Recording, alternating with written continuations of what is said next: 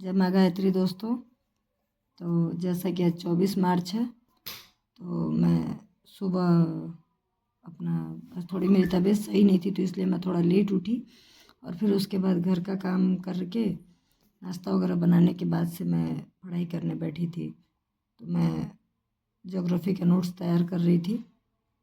उसमें से कुछ इम्पोर्टेंट जो थे बात था वो मैं लिख रही थी, और फिर जो छूट गया था मैं उसको थोड़ा सा कवर करके मैं फिर लिखने लगी थी, क्योंकि ज्योग्राफी जो है वो थोड़ा मुझे कम समझ में आता है, तो इसलिए उसको थोड़ा ध्यान से पढ़ना पड़ता है।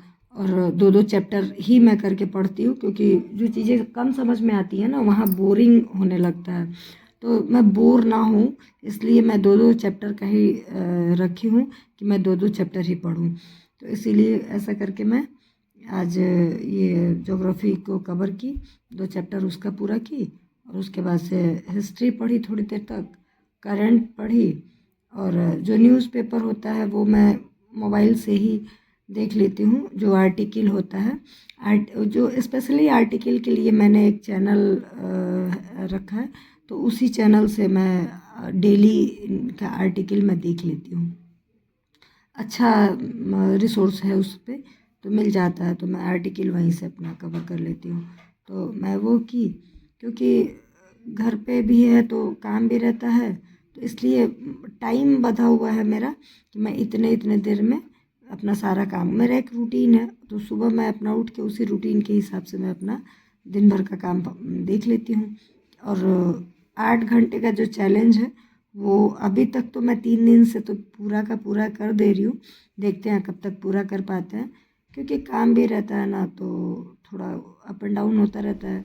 फिर उसके बाद जैसे कि मैं इसके सारा किस तरह का क्षेत्र है और वनस्पतिक प्रदेश और क्या क्या, फिर इसमें मानचित्र के हिसाब से भी हो जाता है कि मानचित्र में देख के, मानचित्र भी मुझे थोड़ा कम समझ में आता है, लेकिन फिर भी कोशिश करते हैं हम, क्योंकि ज्योग्राफी का एनसीईआरटी मुझे फिर पढ़ना है।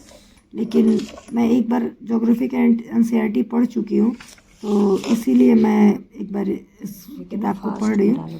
फिर से मुझे लग रहा है इसको पढ़ते हुए कि नहीं, मुझे एनसीईआरटी एक बार और पढ़ने की ज़रूरत है, क्योंकि बेस जब बन जाएगा ना तो ज्योग्राफी मेरा भी इम्प्रूव कर जाएगा, और किसी सब्जेक्ट में मुझे उतनी दिक्कत नहीं होती है। फिर उसके बाद से कुछ इम्पोर्टेंट शॉर्ट नोट में से डेट वाइज कुछ वो था, तो मैं उसका रिवीजन कर रही थी, क्योंकि उसका भी रिवीजन बहुत ज़रूरी है। तो इसीलिए मैं बैठ के पढ़ रही थी, तो मेरे कमर में दर्द हो गया था, तो इसीलिए मैं चलते चलते उसको कवर कर रही थी कि वो जल्द पूरा हो जाए। क्योंकि चल के थोड़ा सा मतलब जिस वे में बैठे हैं, चल रहे हैं, जो भी कर रहे हैं, उसे थोड़ा सा अपना पोजीशन चेंज करने पे ना थोड़ा बोरिंग कम होता है। तो इसलिए मैं उसको चलते चलते पढ़ रही थी कि मेरा कवर भी हो जाए और फिर मुझे पता भी नहीं चले।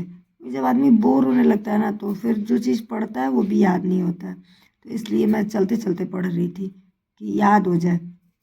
रिवीजन ही तो था, याद ही तो करना था, तो इसलिए मैं ऐसे कर रही थी। खैर, जिसको जैसे कंफर्टेबल लगता है वो वैसे कर ले, कोई बात नहीं। फिर उसके बाद से मेरी बेटी जो है वो मुझे पढ़ते हुए देख के आ गई थी, तो मम्मी मुझे भी पढ़ना है, फिर मेरे से परेशान करने लगी।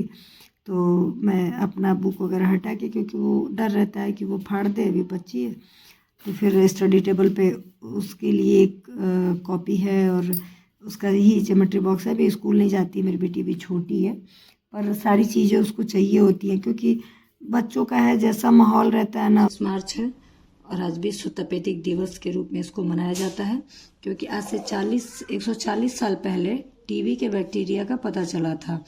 24 मार्च 1882 को जर्मन वैज्ञानिक रॉबर्ट कोच ने इसके बैक्टीरिया की खोज की थी। 1905 में रॉबर्ट को इसके लिए नोबेल पुरस्कार भी दिया गया था। इस बीमारी को टीबी या क्षय रोग भी कहा जाता है, जैसा कि सबको पता है। टीबी के सबसे ज़्यादा मरीज जो हैं वो भारत में मिलते हैं, अभी तक भी यही है। 1883 में न्यूयॉर्क और शिकागो के बीच पहली बार फ़ोन से बात हुई थी, वो भी 24 मार्च ही है। तो यह 24 मार्च का इतिहास हम देख रहे हैं।